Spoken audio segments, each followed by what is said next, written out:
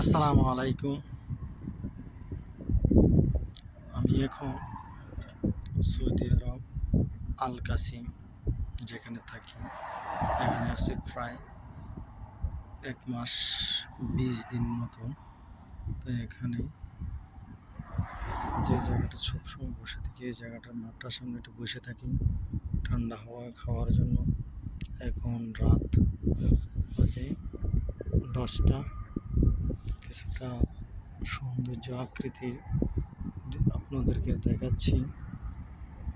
এই বিল্ডিংগুলো নতুন হইতেছে এবং কি এই জায়গাটা খালি। এখানে বসে থাকলে আসলে মনটা অনেক ভালো লাগে।